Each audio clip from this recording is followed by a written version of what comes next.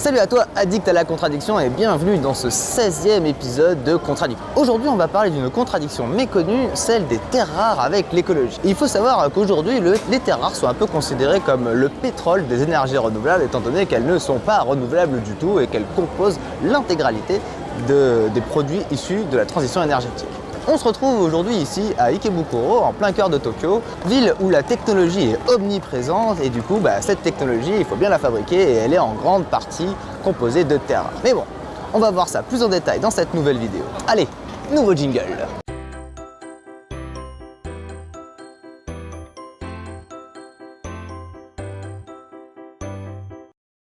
Bon, alors déjà, pourquoi parler de terres rares? Eh bien, comme tu le sais, depuis quelque temps, je suis au Japon, et il s'avère qu'ils ont fait une découverte assez impressionnante. Au large de leur côte, ils ont trouvé un gisement de terres rares qui leur permettrait de subvenir aux besoins de l'humanité pendant plusieurs centaines d'années. Ah, mais alors, pourquoi est-ce si important? Eh bien, les terres rares ou métaux rares sont les composants principaux des nouvelles technologies. L'yttrium, par exemple, est utilisé depuis les années 50 dans les écrans catholiques.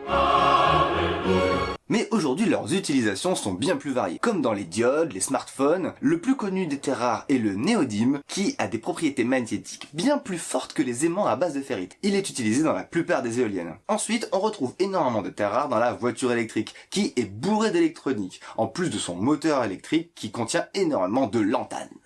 Non mais attends, on parle de batterie là ou... Non, la plupart des batteries sont composées de lithium. Or aujourd'hui le lithium n'est pas considéré comme une terre rare par le CNRS, mais plutôt comme un métal critique. Mais on va pas se mentir, hein, le problème est le même, il faut creuser pour en trouver, et le lithium, aujourd'hui en tout cas c'est toujours pas renouvelable. Ah ok. Et finalement, est-ce qu'elles sont si rares que ça? Contrairement à leur dénomination, les terres rares ne sont pas rares du tout. Pourquoi ça s'appelle comme ça? Elle porte ce nom car la concentration des métaux dans le sol est très faible. Mais en fait, il y en a partout. C'est juste que c'est super dur de les détecter. Oula, attends. Ça pue le truc du style, genre l'extraction est hyper polluante, c'est un peu comme le pétrole, toutes ces conneries là. Et oui, malheureusement de ce fait, l'exploitation de terres rares est très polluante. Et en plus, je te le donne en mille, le leader mondial de ce secteur est la Chine avec 87% du marché. Ah bon? Mais il me semblait que les États-Unis étaient un énorme producteur aussi de terres rares. Eh bien oui, mais ils ont abandonné l'exploitation de leur plus grosse mine, Mountain Pass, en partie à cause du désastre écologique provoqué par cette extraction. Ah mais attends, la Chine fait mieux? Bah non, du coup, ils acceptent de polluer chez eux, et en échange, tout le monde ferme les yeux. Attends, mais ça explique complètement le positionnement de la Chine. Ils nous ont dit qu'ils voulaient passer au tout électrique. Donc déjà, ils étaient producteurs de smartphones en masse, donc toutes les hautes technologies, ils produisent énormément de panneaux solaires aussi, et derrière là tu me dis qu'ils sont leaders du marché des terres rares. Mais c'est complètement logique qu'ils veulent passer à la voiture électrique, parce que au final, ils sont extracteurs, producteurs et utilisateurs. Derrière, c'est tout bénef. Et en plus, ils font passer ça pour de l'écologie, alors que les voitures électriques, elles seront alimentées au charbon. C'est génial. Tu t'égares un petit peu, hein. Ouais, t'as raison, je pense qu'on en parlera dans une autre vidéo. Bon, finalement, est-ce que c'est vraiment un problème que l'ensemble des produits de transition énergétique se servent de terres rares? Évidemment, personne ne viendra dire que l'exploitation et l'extraction de terres rares est pire que l'extraction d'énergie fossile comme le pétrole, le charbon, le gaz naturel. Ok, toi tu le dis pas, mais les échos, ils le disent, hein. Moi je dis ça. Mais non! Les métaux rares ont un atout majeur.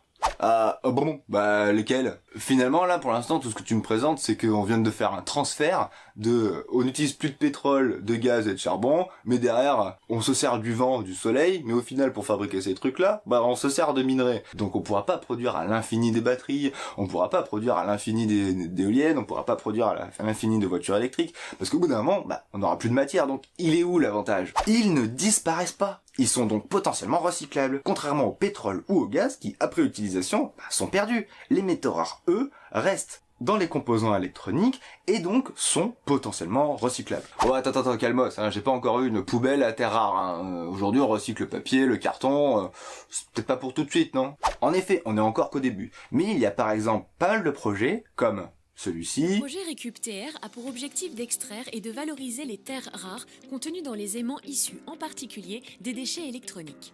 C'est à Grenoble, au sein de l'Institut Néel, que ce projet prend forme. Il est soutenu par l'Institut... Qui donne à penser qu'il n'est pas impossible un jour de venir recycler l'ensemble des métaux rares qui sont contenus dans nos téléphones, ordinateurs, éoliennes, panneaux solaires et tout ça. Ok, je te l'accorde, mais on est quand même encore en train de faire un transfert. Avant, notre problème, c'était les émissions de gaz à effet de serre. Du coup, on a essayé de trouver quelque chose qui, quand il fonctionne, il ne produit pas de CO2, il est moins polluant, mais au final, on a transféré le problème à la source. Finalement, notre nouvelle énergie fossile, c'est le lithium, le néodyne et tout ça. Donc, les éoliennes qu'on a construites aujourd'hui, dans 20 ans, si on n'a pas des solutions pour les recycler, tout ça, ça part à la poubelle. Et vas-y que je suis obligé de reconstruire des éoliennes de A à Z. On va avoir des déchetteries dans 20 ans, 30 ans ou 50 ans, des déchetteries entières remplies de toutes les énergies renouvelables qui sont dépassées aujourd'hui. Quand tu penses que quand tu fais installer des panneaux solaires sur ton toit, l'espérance de vie, elle est de 20 ans, qu'est-ce que t'en fais après les 20 ans? Là, la priorité, elle est vraiment sur le recyclage, et de deux, aussi, il faut réellement qu'on commence à baisser notre consommation. Il faut repenser nos villes, il faut repenser notre façon de travailler, notre façon de se transporter. Et c'est ces sujets-là que je vais essayer d'aborder dans les prochaines vidéos. Par exemple, on est à Tokyo, et à Tokyo, il y a quasiment pas d'embouteillage. Et ça, justement, on ira l'analyser dans une prochaine vidéo sur, justement, comment une ville aussi grande que Tokyo, avec autant d'habitants, arrive à bien penser sa ville pour éviter au maximum d'utiliser des voitures. Voilà, c'est tout pour cette vidéo. Pour aller plus loin, je vais te proposer plusieurs podcasts, surtout donc un podcast de Guillaume Pitron sur France Culture de 17 minutes, je crois, qui est vraiment pas mal, qui parle des terres rares. Il est un peu dirigé, je pense qu'il pourrait un peu plus ouvrir le débat sur le recyclage et sur notre façon de consommer, je pense. Mais il vaut vraiment le coup. Ensuite, il y a un petit reportage sur Arte, pareil d'une dizaine de minutes. Le mec est soporifique au possible, mais ça permet de comprendre les tensions géopolitiques qu'il peut y avoir sur justement les terres rares et comment la Chine a réussi à devenir le leader alors qu'en fait ils n'ont que 40% des terres rares découvertes jusqu'à aujourd'hui. Voilà, j'espère que ça t'a plu. Si ça t'a plu, tu sais quoi faire et je te dis à bientôt.